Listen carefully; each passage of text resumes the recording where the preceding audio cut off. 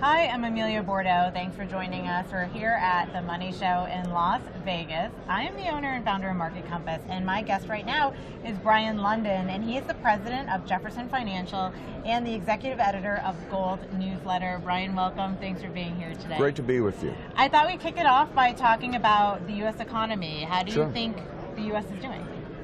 Well, there are some signs, have been some signs of a slowdown, but the markets are really living tweet by tweet these days. So there's no fundamentals left in this market. It's completely driven by either the whims of the Fed or the tweets of President Trump. So that's kind of where we are. The big issue now, of course, is trade, and will that get resolved, and how that's going to affect the markets. There are some longer term trends beyond that, but who's interested in the long term these days anyway, right? Yeah, it's so short term, so much volatility, especially over the past week.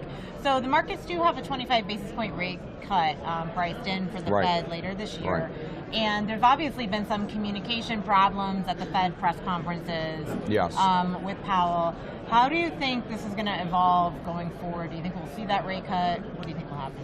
I think the only direction the Fed can go is down. They can't go up. The issue there is one of those long-term factors that, as I mentioned, not very many people are interested in, but the debt has grown so large now, and I've done a good bit of research into this topic. The debt's grown so large now that we'll never have normalized interest rates again. We simply can't.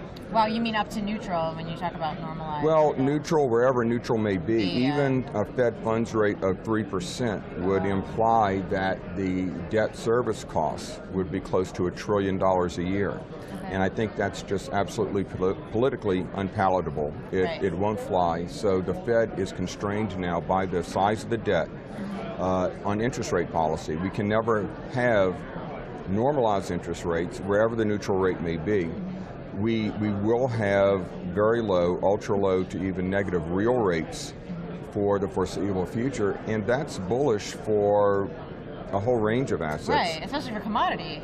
Bullish for commodities, especially bullish for monetary metals like gold and silver, what I specialize in. It's even bullish for equities. So, but it implies as well a long-term depreciation in the value of the dollar in other currencies. So investors need to have some allocation to assets that can protect them from that inevitability, being gold and silver primarily, and other commodities. Yeah, it's interesting that low rates, you think dollar could become a funding currency. We will see, and we will be right back.